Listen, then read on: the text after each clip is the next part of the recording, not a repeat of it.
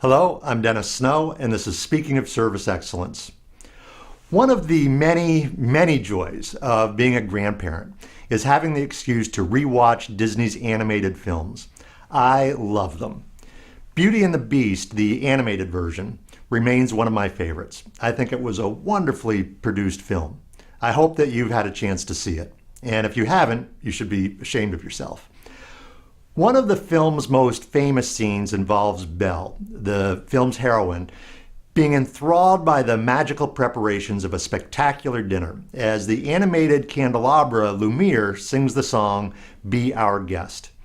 Disney got a lot of mileage out of that scene and that song, which is only fitting since the company has a long history of referring to its customers as guests.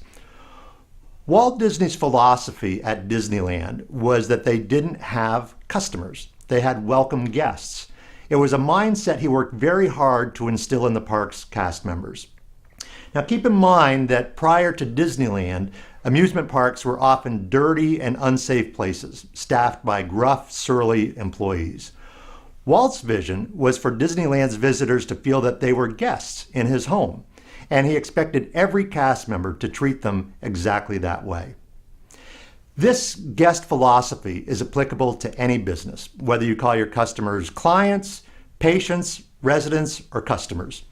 Thinking of them as guests helps us to move away from a task mindset to a mindset focused on building relationships. The image of a customer is often one of a transactional nature. The company provides a service or a product, and the customer gives the company money. But the image of a guest is very different. It's the difference in how you might treat a door-to-door salesperson versus how you treat invited guests in your home. When invited guests are visiting, you're likely to clean the house before they arrive. Greet them at the door with a warm welcome and a sincere smile. Invite them in enthusiastically. Do everything you can to make them feel comfortable and to invite them to come back. So imagine if your customers were treated that way during every interaction with your organization. Imagine how they would feel about your company, and imagine how they would describe it to others, and imagine how that would affect customer loyalty. Now, I'm not suggesting that you should start referring to your customers as guests, although I am certainly not against it.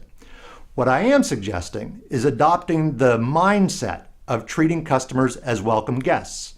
That mindset can't help but change the way everyone in your organization interacts with your customers.